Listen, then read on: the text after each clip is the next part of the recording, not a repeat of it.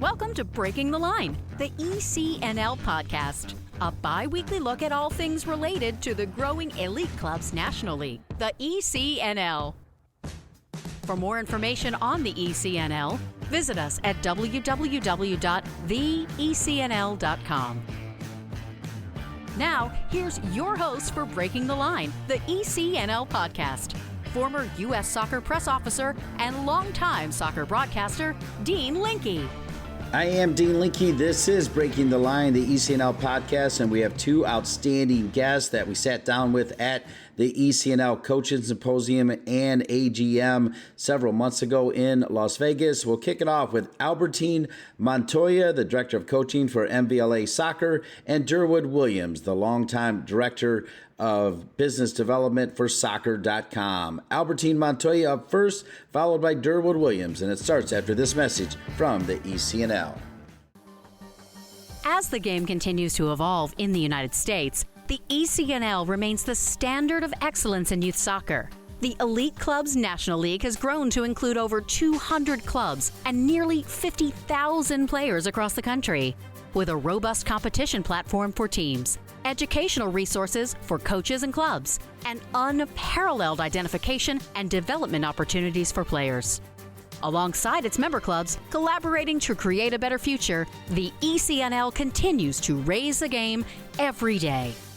The ECNL is more than a league. Welcome back to Breaking the Line, the ECNL podcast. Once again, here's Dean. This is Breaking the Line, the ECNL podcast, and we are at the ECNL Coaches Symposium where we are seeing stars everywhere. And dare I say, the gentleman that I'm going to welcome in now is a true star for the youth game, for the women's game, for the game overall. We're talking about the very likable, everybody loves him, Albertin Montoya, who's the Director of Coaching. And I want you to say the club name because I don't want to mess it up. You've been there forever, though. We'll break down the club, Albertin. It's great to see you.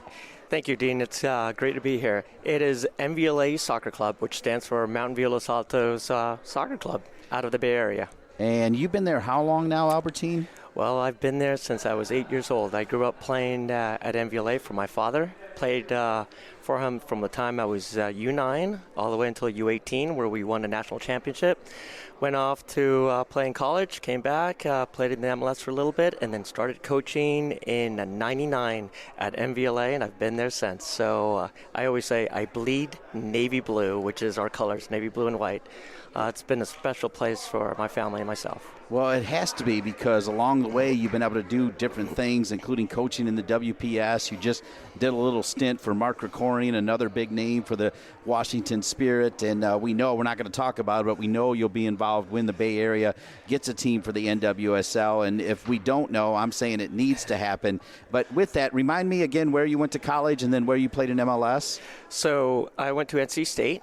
And then I transferred to Santa Clara University and finished my last 2 years there. In the WPS, I was for the Bay Area team, which is the Pride.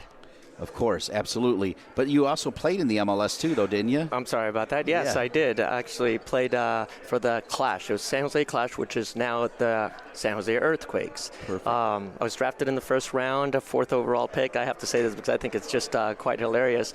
You think about someone being drafted in the pro ranks, first round, 4th overall pick, and my signing bonus was $600. So it was spend that all in one place, right? Exciting, and the salary I had. Good thing I was from the Bay Area, so I lived at home. But the MLS has come a long ways, and it's exciting to see where it's at now.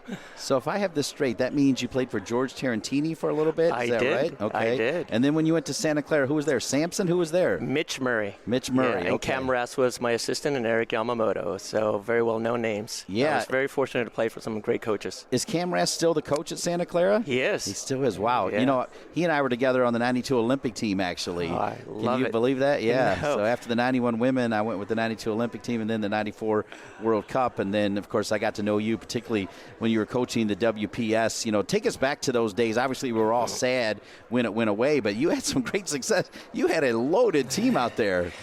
We did, but not the first year. The first year we had a very good team, but we came into the league with about 3 months before the season was supposed to start, and we were an expansion team. given 3 months, and hey, you're right in it. So it was challenging for us, but it took us a year to kind of figure it out and get everything right for the second year. And then we made some key trades and added a lot of quality to the team, and got just the right culture, which is very important. And fortunately, that second year, we won the championship. So we went from last place to first place, and I owe a lot to it, to the owner group, the coaching staff, everyone involved made everything possible, and we made the most of it. And it was just devastating because we had a special team. We really did. And unfortunately, we couldn't continue in the third year, but, that's how it goes. We really are with one of the true legends of the youth game here, and Albertin Montoya, who is the director of coaching for MVLA. So you already told the story how you started there at 8, you went off to college, you went to the pro, but clearly they brought you back in. When did that happen? Were you coaching while you were at MLS? When did you come back to MVLA? So as it turns out, I was playing against LA Galaxy in the first game of the season, the 98 season, and I suffered a pretty bad injury, which has fractured my femur, ACL, meniscus, and I was out for 3 years, had a couple of surgeries, and thinking of going back and playing. But in the meantime, I just started to coach back at MVLA. A parent that I knew asked if I could coach his daughter's team, and it was a local team, all kids from the same elementary school. And that's how it started. And that team actually ended up to be something quite special. 6 players went on to play on U.S. youth national teams, and was the number 1 ranked team in the country for 3 years. And this were 13 of the players lived within a 1-mile radius of each other, which is unheard at the time. And that kind of put MVLA on the map on the girls' side because we weren't really known to be a girls' club. And it was just, organically how it happened. It was just I was waiting to hopefully get back and play at the pro level, and my knee just wasn't healing the way we expected it to. And then I had to make a decision, and I started coaching because I love the game. I've always been around it, and this is where I'm happiest. And that team was the start of my coaching career, and it's been wonderful ever since, and my wife and I have been able to coach some incredible teams at MVLA, and they've been very good to us. Incredible. And when do you remember when your club decided to join the ECNL, and what do you remember about that, and what have you enjoyed most about being a member of the ECNL? When the ECL came around, we didn't jump right in because at that time it seemed like there was a new league every 2 or 3 years in youth soccer. So I always like to take my time, make sure we get things right. And it only took about a year to see the success of the ECNL, the support that it had amongst directors around the country. And we knew it was the best platform to play in. So we reached out, and fortunately for us, our teams had success. We had just won a USYSA national championship with one of our girls' teams the year before. We had the support of other directors, and we joined ECNL in the second year, and ever since it's been one of the best decisions we've made for our club. An incredible league, an incredible platform, and our players and our club owe a lot to the ECNL and what it's done for our community. Great to be with Albertin Montoya. Albertin, I'm always listening, and I don't know if you'll be able to rattle off the 6 names, but you said 6 players went on to the national team system. Do you know the 6 players just like that? So Teresa Noyola, she actually ended up playing in a World Cup at the senior level for Mexico. She was the Mac Herman Award winner for Stanford University. Lindsay Taylor, she was also a Mac Herman Award finalist with Teresa Noyola the same year. They both played at Stanford University. Margarita Ozosa, which is the head coach at UCLA currently, so she was a youth national team player. Jenny LaPont, and Lauren Brown. So 5 players there. Did say 6, and I think it was those 5. Yeah, so those players have gone on to do amazing things on and off the field, and that's what we're most proud of. All right, we're just getting rolling with Albertin Montoya. When we return, we'll ask him about the fact that he's also coaching boys now as well. Albertin Montoya after these messages from the partners of the ECNL. Nike is a proud sponsor of ECNL Girls. Nothing can stop what we can do together to bring positive change to our communities. You can't stop sport because # you can't stop our voices. Follow Nike on Instagram, Facebook, and Twitter. Huddle is a proud partner of Breaking the Line, the ECNL podcast. Huddle's powerful yet intuitive solutions make it easy for coaches and athletes to be at their best. And now it's more affordable than ever. All ECNL clubs can get 25% off on Huddle and Huddle Assist, the game breakdown solution. Clubs of 10 teams or more can take advantage of the exclusive ECNL Club package pricing. This bundle includes Huddle and Huddle Assist for every team and makes your club eligible for Huddle Focus Flex, the all-new portable smart camera with full Huddle integration at one affordable price. You can bring the best end-to-end performance analysis platform for soccer today. Just go to huddle.com/pricing/ECNL. That's Huddle, HUDL.com/pricing/ECNL. Welcome back to the ECNL podcast, Breaking the Line. We're kicking off the show with Albertin Montoya. In a little bit, we'll have Durwood Williams from soccer.com. When we last were speaking with Albertin, he was breaking down some of the great women's players his club has produced. And now I wanted to ask him if you're also coaching some boys teams. Albertin, what's the deal there? So for the first 18 years, it was just on the women's side. That's how it kind of worked out. But my son started playing, and I started coaching on the boys' side about 5 years ago. Okay. MVLA was not necessarily at the highest level in the boys, so when my son came around, I said, look, I want to make sure he has the same opportunities that my daughter has had, and I decided to kind of just dive into the boys program. So I stepped away a little bit from the girls. Fast forward 5 years, and our boys are doing quite well. He's on a special team right now, and I coach it. So I coach on the girls' side, so I'm still involved in the ECNL. I coach an 07 ECNL team, but I coach the 08 boys ECNL. And honestly, I thought it was going to be the end of me when I started coaching boys. I was like, there's no way I'm going to be able to do this. It is different. But quite honestly, it's been a great experience with this group because it's also a bunch of local kids. They all go to the same elementaries. They're junior high. They all live within a few miles of each other. They bike to each other's house. So it's a close-knit community, and there's something special right now. At least I think so. And they've got a bright future, but so do the rest of the teams at MVLA. It's an exciting time on the boys' side. We're not quite there because there's a lot of work to be done as far as where we want to end up. But, things are moving in the right direction. I love that answer. As somebody who coached both my boys, they were basketball players, but I coached them all through AAU and loved every moment of it. In fact, just so you know, my oldest boy actually played AAU with Jackson Overbeck, Carla Overbeck's son, which is crazy. Yeah, it's small world. Yeah, because I started with them in '89 out in Santa Barbara with that first camp with Anson Dorrance. But it just means I'm just getting older and fatter every day, Albertin, for sure. But speaking of family, so you reminded me that your wife is also a coach. Remind us her name and where she played. And then I know you've got the son you're coaching. I know you've got a daughter that's playing at Stanford. How many kids do you have? 2, and that was okay. enough. All right, perfect. All right, so let's start with your wife, and you already talked about your son, and then let's get to your daughter, who I had the great honor of calling her game this year against Northwestern. So Erin Montoya, her main name is Erin Martinez. She played at Santa Clara University, grew up playing for youth national teams, and was drafted and played in the NWSL for San Diego Spirit. So the two of us are diehard soccer fans and coaches, and she's been coaching at MVLA for about 22 years. One of the most successful coaches in the country.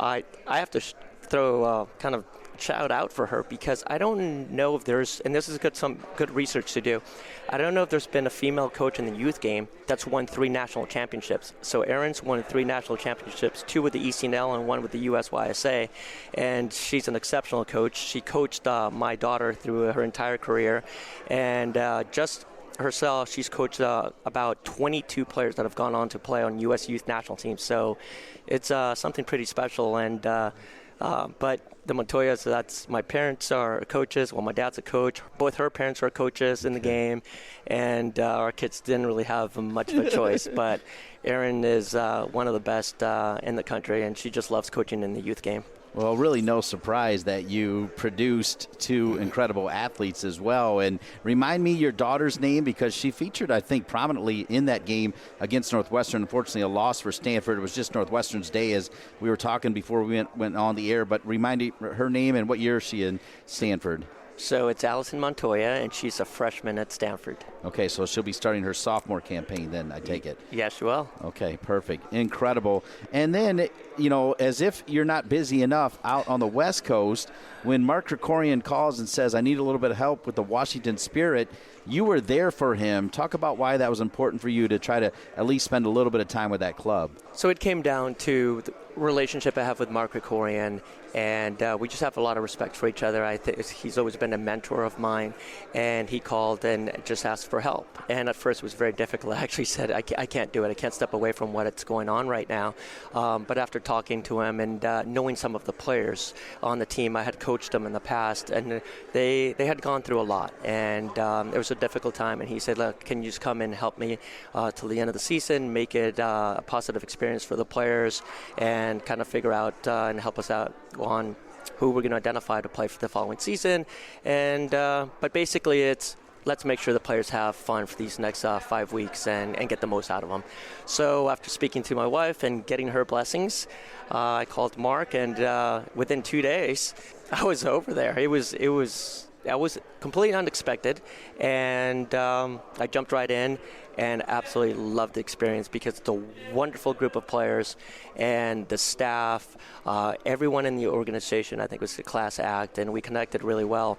And it was difficult for me to leave, to tell you the truth. The joke around was my wife went to the last game, Erin Montoya. She came to the last game to make sure I came home because I would call her on the phone and say, look, this is an incredible group of young ladies that we're working with, and organization, and we were just having a good time and enjoying the game again. But I had to come home, so now we're on to other things. Well, let's end with that, because you came home, and one stop that you wanted to make sure you made was being at the ECNL Coaching Symposium, where, Albertine, if you're being honest, you look around and just so much talent in this room. And the great thing about it is they're sharing their talent. I mean, I really do feel like ECNL listens, and they try to make changes based on what the members are saying. Can you add to that? Absolutely. That's why I said it's the best platform in the country for the boys and the girls. It's a group that listens, and you're completely right on that. We have directors that have played at different levels, that have done a lot for the game, and we're always looking to get better. That's what this is all about. So we come in, we listen to each other, we share ideas. There's, every market has different challenges, but we learn from each other, and we're all open to it. And the ECNL has created that platform, which it just allows us to be better, and it helps our players be better, and that's why we're here. It's to have an impact in these kids' lives, and everyone here is for the right reason. So I've enjoyed it very much. Albertin Montoya, I know I speak for everyone that has ever met you. You are first class. I don't think I've seen you since the mid-2007s when the WPS was going on, and it feels like I just saw you yesterday. You're that kind of guy. Thank you so much for stopping by and being a part of Breaking the Line, the ECNL podcast. Great to see you. Dean, thank you for having me, and it's a pleasure seeing you again. I just love the game, and that's what we do, right? We love the game, we love teaching it, and it's the most beautiful game in the world. And I have to say something. Go Argentina, because I absolutely love Messi, and I'm just a big fan. So I have to end it with that. I don't know why. I just had to throw it out. I don't blame you. That was the most incredible World Cup final I think I've ever seen in my era anyway as well. Albertin Montoya, always with a bright smile, handsome man. Thanks for being with us. Appreciate it. Dean. Appreciate it. Great to see you. Always great to see Albertin. As I mentioned, he is the first of two guests. When we return, we visit with Durwood Williams, the longtime Director of Business Development for Soccer.com.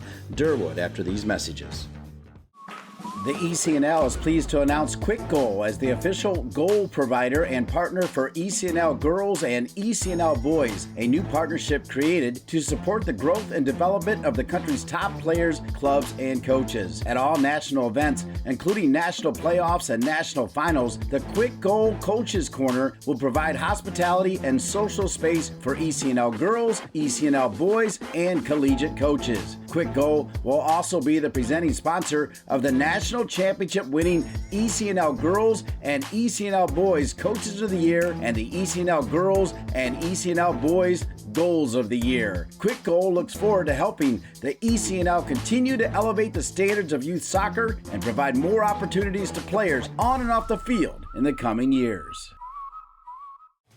ECNL Boys is partnering with Puma for the second year, driving sport forward with the leading products and the next generation of pros who wear them. Puma has proven themselves as the fastest sports brand in the world, the fastest innovation, the fastest players, and the fastest products in the game.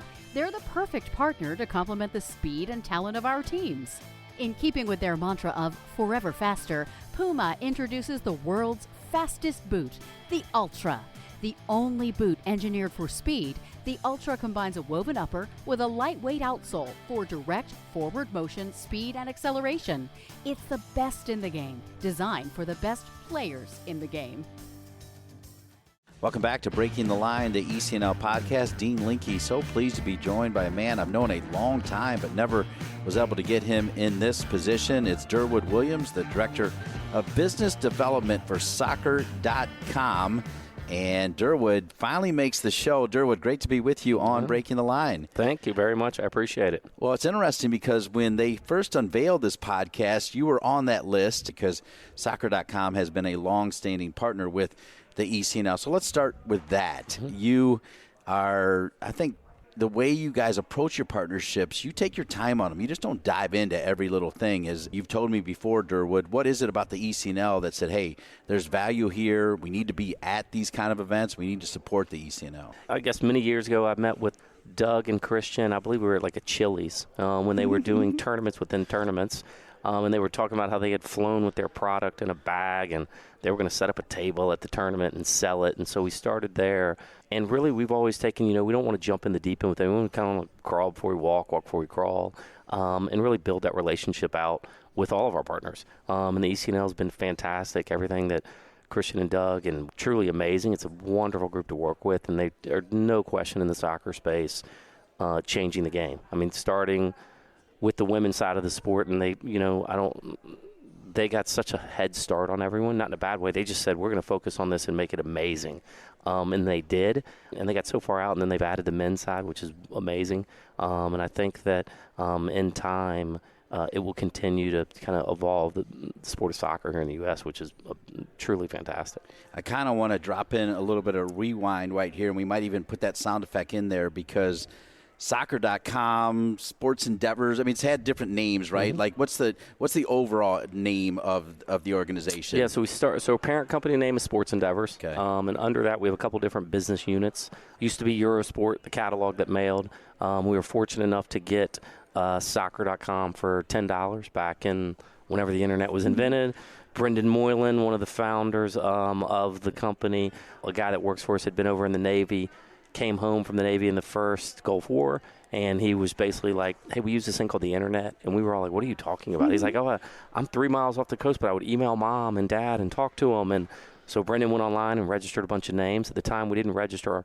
We were Eurosport. We didn't register, but he registered Soccer.com. And then as the internet took off, back in about 2010, we kind of phased out the Eurosport name, and it just became Soccer.com.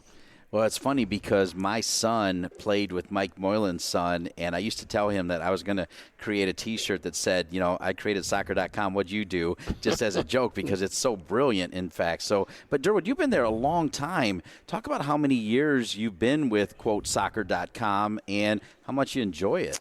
Yeah, so for me, besides cutting and grass and being a caterer, it's the only place I've ever worked. So I started when I was 15, 51 now. There were about 16 of us that work there, and now full-time people, I would say there's 600-700, and then we have a bunch of seasonal workforce that comes in our contact center and our distribution center to help out during those peak months. What'd you do when you were 15? So what did I do then?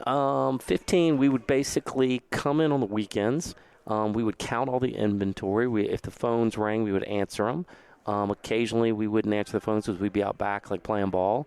But we would, every weekend, we'd come in and count the inventory and write it in this little grease book because we didn't have a computer system back then. And so then if people called in, we would take their order, and it was a real manual process, to say the least. I mean, we would, you want a Copa in size 6? Let me go to the shelf. Yep, we have it. I'm going to put it in a box and just roll from there. The story of how it was created is pretty special as well. I mean, you hit on a little bit, but tell the whole story because, and I know Mike a little bit better than Brendan because of Mike's ties to Keith the Batsnick, who is my former broadcast partner on the NSCA Game of the Week, and I've heard them tell different varieties of the story. What's your take on the story of how it was created? Yeah, so Mike, a bunch of us all went to a small school locally, of it, Durham Academy, a little private school, and the school there, they have when you're a senior, you do something called your senior project. So you're technically done with classes the beginning of May, kind of when Carolina and Duke are done. And then you have about 3 weeks where you can do what you might want to do later in life. So Mike had spent his senior year kind of trying to talk his parents into he wanted to launch this soccer business, selling basically hard-to-find boots here to people in the States. And so he had worked at a local place called South Swim that sold soccer, and it was a swimming store too. So Mike would just worked in there to kind of understand the business. So then he went to his dad and said, "Dad, this is what I want to do." And so Mike got into Georgetown, and he played ball there. And then his dad basically said was a doctor at Duke and said, "Okay, I'm going to take this $25,000 that we're not paying because you're going to Georgetown, so we'll just let you start a business," thinking that it would fail miserably in about 4 years, and he go, it'd be a good lesson for him, and then he can go get a real job.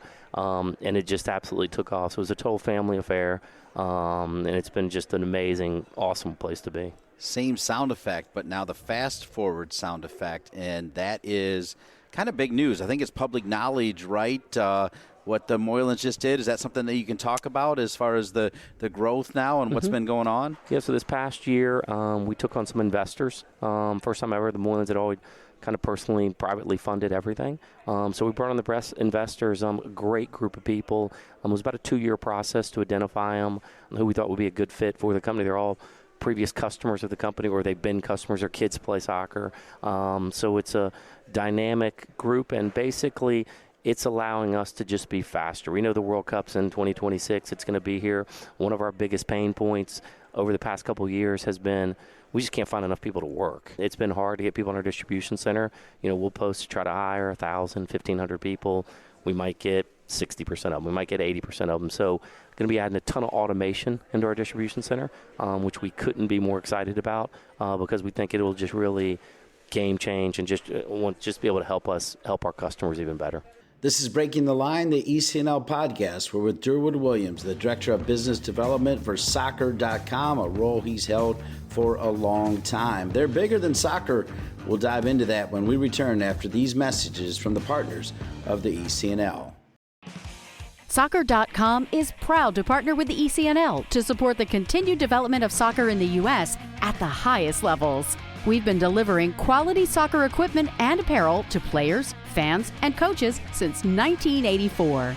Living and breathing the beautiful game ourselves, our goal at Soccer.com is to inspire you to play better, cheer louder, and have more fun. Visit Soccer.com today to check out our unmatched selection of gear, expert advice, and stories of greatness at every level of the game.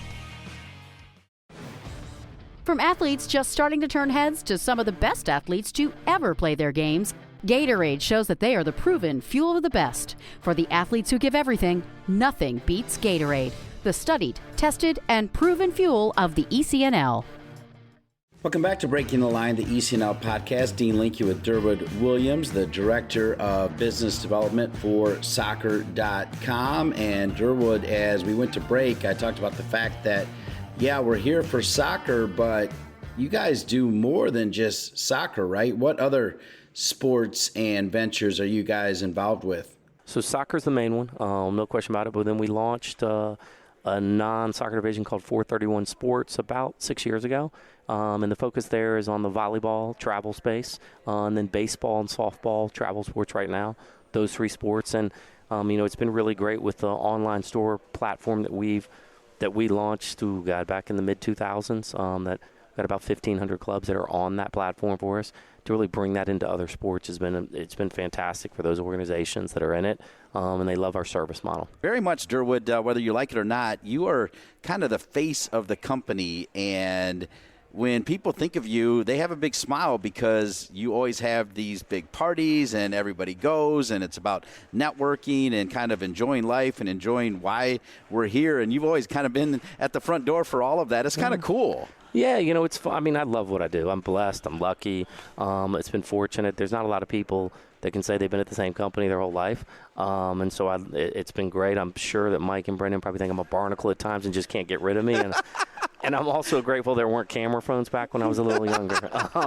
And I think they are too, to say the least. But, it's a good time. We don't take ourselves too serious. But for us, it's about the relationship. I mean, that's who we are founded on and what we're founded on. So if it's with whoever our club partners are, whoever our customers are, whoever the brands are, really we want to have great relationships with them. And as the sports evolve, we just want to keep evolving with it. I value relationships. I also value memories and mentors. I don't know how you're going to do it because you've been to X amount of World Cups, probably X amount of Olympics, X amount of Copa Americas. I mean, too many things to list. But when you are pushed and someone says, hey, give me your top memories in your job at soccer.com, can you pick a couple out? Wow. Man, that's a tough question. I would say one is Real Madrid was playing DC United, I don't know, a couple years ago up in DC. For some reason, it was myself, one of my good buddies, Vicente, who you know, and Mike. We were up in DC because we were going to the game, and then Adidas had a party that we went to, and then from there, DC United was having a meet and greet with the Real team. So we went in this ballroom at the Ritz-Carlton, and there was maybe 100 people in there. And it was the Real Madrid team on one wall, the DC United people on the other wall, and there was like me in there. So just going up, and like no one would talk to the players, and so we go over there, and Vicente's a Spaniard, so he was having a good time in there. So we're over talking to him, and they're like, we have to be here until 12:05, and at 12:05 we can leave. So, like, they were in there for an hour. So we were like, all right, well, and no one would talk to him. So we talked to him. So that's awesome. So like Ronaldo was on the team. It was a phenomenal team. Yeah. So to be able to talk to those guys was just, and they had to talk to you. So it was kind of fun. Yeah. Another one, probably the funnier one was we were up in New York City and we found Barcelona was playing, and we found out that we were going to be able to interview Henry. And so we went to his hotel, got in there, and this is at the time he was a Reebok athlete. So Reebok had lined this up for us, and they're like, use our suite. So we go up in the suite, and I had this little janky camera thing that was we're going to make a video. And so it was going to be me taping it, and Vicente was going to be sitting talking to Henry. And so we're in the suite, and like Henry comes up to the room and knocks on it, and he's like, hey, I'm here to do an interview with Eurosport. And he was thinking we were Eurosport, the TV channel in Europe. And we were like, yeah, man, come on in this suite. And there wasn't a light. There was nothing. And he was like, what am I doing? And we're like, no, man, we're going to do this interview. And so we sat down, put my little camera. I remember we pulled every book and put it there. And so we just started asking Henry questions. And then about 4 minutes into it, my camera just started beeping. And I was like, oh, my God. I was like, the camera just, it only had like the SIM card. It was so small. So it stopped. So I pretended to mess with it. And I literally was like, okay, wait, you guys are good. And so we kept talking to Henry for like an hour and a half. And it wasn't rolling. Was not rolling at all. We didn't want to stop it. We were like, let's just hang out. I like that move. Yeah, so it was like, hey, so it was a good time. And we were talking to him about everything from like basketball, how like I could dunk on him, like, and he was like talking junk back to us. So it was a fun thing. And he finally just realized that we were like, we had to explain to him who and what we are. And then we had a bunch of Barcelona jerseys there and some Reebok stuff that he signed for us. And then like his agent came, so we were just all having a good laugh with it, to say the least. Those are awesome. Two great memories. Maybe you already covered the mentors by just saying the Moylans. Are there some other key mentors in your life, or is it because you've been, in your own words, the barnacle of the Moylans? Are those your key mentors? Yeah, I mean, and I know you're not a barnacle. Yeah, no. Those guys are fantastic. They've always been unbelievably fair and straightforward. So I've learned a tremendous amount from them. But there's also countless people that have worked in the building or people that have come through the building. People that if it's a Tommy Kane who worked for us back ages ago because he played at Duke, or if it was like a John Kerr when he worked for us when he was playing, and now those guys are like coaching, or Tommy Kane went to Adidas, ran Adidas soccer, then went to Nike, and like some of those old school kind of folks have always been meant of the world, like just meant a lot to me. But then also, It's just the people that are in there every day. I mean, it's enjoyable. It's fun. I mean, even the people that just started yesterday, it's great to meet them, great to talk to them, get to know them, because, we, at the end of the day, we're not doing brain surgery. We're just delivering like boots, bags, and balls to people. So it's just like, let's have fun with it. Let's make it happen. But at the same breath, a lot of our customers, there's so many that I know, like personally know. And it's that when they're like, hey, Durwood, I called today. And they tell me they called to place an order for their kid. And I'm like, oh, that's cool. Like, it's, but it makes me feel good because I know they're calling because of my connection with them. So it's fun that way. But then, I really look up to like what Doug and Christian have done here. Even people like Sarah Katie used to be one of the commissioners here, how she's moved on, was in Atlanta United, now she's at Adidas. And so to see all the things that these people have done has been amazing, no question about it. And that's a great segue to my last question, as I know you have some business here. And one of the things I like about you, and people that know you know that you have an incredible sense of humor. They know that you like to be self-deprecating, which is always a great trait, I think. I admire it. And you kind of, try to blow up people, even though you may not mean it in a good way, which is funny as well, Durwood. But I'm glad that you just tied in the fact that you are around incredibly smart people, including the leadership of the ECNL. I'm not a Wake Forest graduate, so I'm not nearly as smart as you, but I am smart enough to know when I'm around smart people, and it's kind of cool. Oh, yeah, dude. I mean, what this event is truly amazing. I mean, there's nothing like it in the sport of soccer right now. The speakers they have, the guy they had earlier this morning was, one of the best speakers I've ever heard. And the fact that Christian introduced himself on a podcast, DM'd him, and the guy's here speaking. Ryan Hawk. Yeah, it's unbelievable. I mean, so very cool. So I think... and just the other people here, the people that are running some of these organizations that, they might range in size, but, they're obviously have done something right to be running those organizations. So I always feel like, you can learn something from everyone. I try not to learn anything from you, Dean, but I can definitely learn a couple of things here and there, to say the least. There it is. It finally happened. We got Durwood Williams, the Director of Business Development with Sports Endeavors, soccer.com, and they're doing so many great things. And thanks for always being here at these events and being the life of the party, Durwood. It's been great to be with you. No problem. Thank you, Dean. Keep it up, my man. Thank you, Durwood, and thank you, Albertin Montoya, our two guests on this week's Breaking the Line, the ECNL podcast. I also want to thank Andrea Wheeler and her great crew, all the great folks at the ECNL, and of course all of you, the great members, coaches, and administrators of the ECNL. My name is Dean Linke. We'll be back in 2 weeks for another edition of Breaking the Line, the ECNL podcast. Thanks for listening to Breaking the Line, the ECNL podcast. For more information on the ECNL, visit us at www.theecnl.com. And if you have a suggestion for the show or a great idea for a guest, please email us at info@theecnl.com. Breaking the Line, the ECNL podcast is an ECNL production.